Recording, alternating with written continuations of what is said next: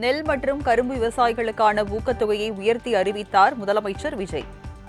சன்னரக நெல்லுக்கு குவிண்டால் ஒன்றுக்கு ரூபாய் 289, பொது ரக நெல்லுக்கு 159 ரூபாய் உயர்த்தி அறிவிப்பு. மாநில அரசின் ஊக்கத்தொகையாக சன்னரக நெல்லுக்கு குவிண்டால் ஒன்றுக்கு ரூபாய் 289 மற்றும் பொது ரக நெல் ஒன்றுக்கு ரூபாய் 159 என உயர்த்தி சன்னரக நெல் ரூபாய் 2750, பொது ரக நெல் ரூபாய் 2600 என வழங்கப்படும்.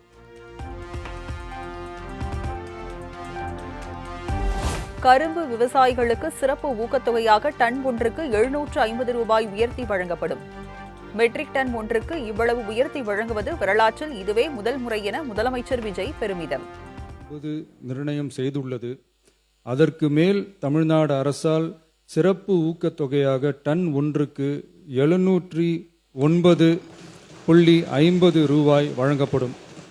கரும்பிற்கான சிறப்பு ஊக்கத்தொகை 156 ரூபாய் மட்டுமே உயர்த்தி வழங்கப்பட்ட நிலையில் தற்போது முதல் ஆண்டிலேயே 360.50 ரூபாய் உயர்த்தப்பட்டுள்ளது. மாநில அரசால் கரும்பு சிறப்பு ஊக்கத்தொகையாக மெட்ரிக் டன் ஒன்றுக்கு ஓராண்டில் 134 ரூபாய்க்கு மேல் வழங்கப்படுவது வரலாற்றில் இதுவே முதல் முறையாகும்.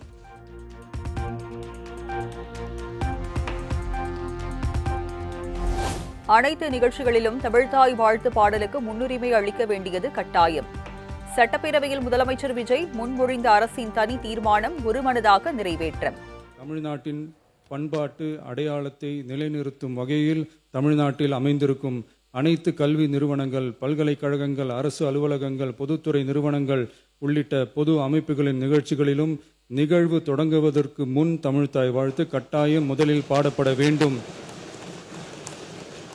என தமிழ்நாடு சட்டமன்ற பேரவை ஏகமனதாக தீர்மானிக்கிறது என்ற தீர்மானத்தை நான் முன்மொழிகிறேன். அனைத்து கட்சிகளை சார்ந்த உறுப்பினர்களும் இந்த தீர்மானத்தை ஒருமனதாக நிறைவேற்றி தர வேண்டுகிறேன்.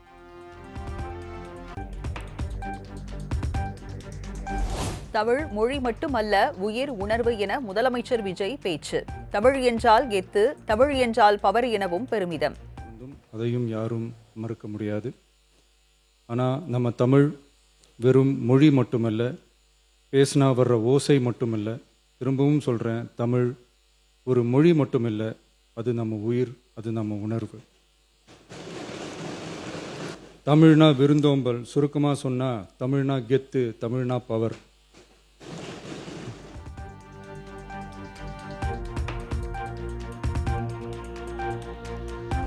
தமிழ்தாய் வாழ்த்து விவகாரத்தில் தாவேக சமரசம் செய்யாது. தமிழக சட்டப்பேரவையில் முதலமைச்சர் விஜய் திட்டவட்டம். அவர்களே, தமிழ் நமது உயிர் மூச்சு, தமிழ் மொழி நமது அடையாளம், தமிழ் பண்பாடு நமது பெருமை. அதனால தமிழ்தாய் வாழ்த்தின் மரியாதையை பாதுகாப்பதில் தமிழக வெற்றி கழக அரசு ஒருபோதும் சமரசம் செய்யவே செய்யாது.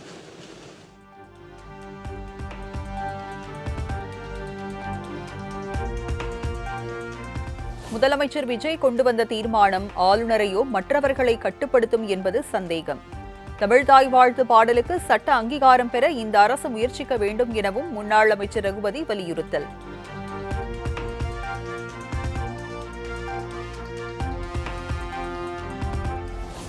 அரசு நிகழ்ச்சிகளில் வந்தே மாதரம் முதலிலும் தமிழ்தாய் வாழ்த்து கடைசியாக பாட வேண்டும் என்பதை அறிவிப்பாணையில் வலியுறுத்தவில்லை. தமிழ்தாய் வாழ்த்தை பாடி அரசு நிகழ்ச்சிகளை துவங்குவதை உறுதி செய்ய அதிகாரிகளுக்கு உத்தரவிடக் கோரிய வழக்கில் சென்னை உயர்நீதிமன்றத்தில் மத்திய அரசு விளக்கம்.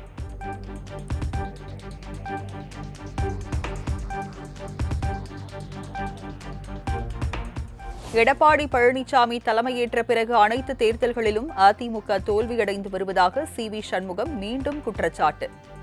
எடுபிடிகளை வைத்து தங்கள் மீது அவதூறு பரப்புவதை இபிஎஸ் நிறுத்திக் கொள்ள வேண்டும் எனவும் காட்டம்.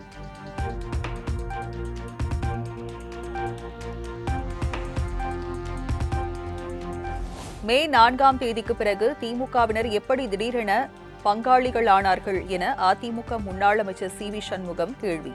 திமுகவுடன் கூட்டணி வைக்க நாங்கள் கூறவில்லை எனவும் விளக்கம்.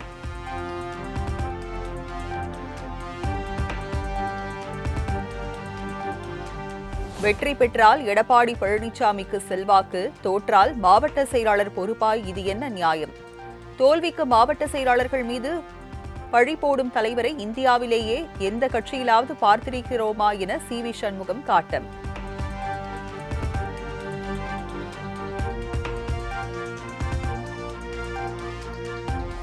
இரண்டாயிரத்தி 26 சட்டமன்ற தேர்தல் தோல்வி குறித்து ஆராய எடப்பாடி பழனிசாமி முன்வர வேண்டும் என சி.வி. சண்முகம் வலியுறுத்தல். தைரியம் இருந்தால் எங்களை அழைத்த கூட்டம் கூட்டுங்கள் எனவும் இபிஎஸ்க்கு சவால்.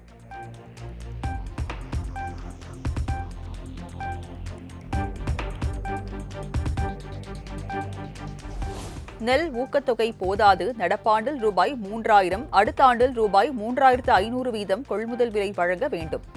பாமக தலைவர் அன்புமணி ராமதாஸ் வலியுறுத்தல்.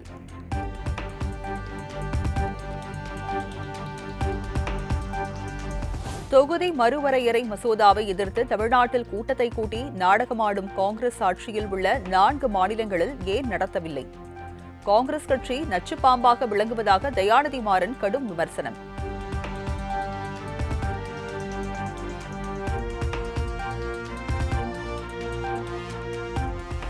அரசியல் லாபத்திற்காக அரைகுறை தகவல்களை பரப்பி பெட்டி பாலிடிக்ஸ் செய்வதை விட்டு விடுமாறு தயாநிதி மாறனுக்கு மாணிக்கம் தாக்கூர் பதிலடி. தமிழ்நாட்டின் குரலாகவும் ஒட்டுமொத்தமாகவும் இணைந்து பாஜகவின் சதியை வீழ்த்த வர மாட்டேன் என முடிவெடுத்தது விட்டீர்களா என்றும் கேள்வி.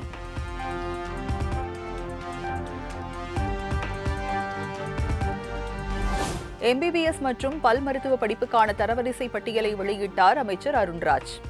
ஆகஸ்ட் 13ஆம் தேதி மருத்துவ படிப்புக்கான கலந்தாய்வு நடைபெற இருப்பதாக அமைச்சர் அருண்ராஜ் அறிவிப்பு.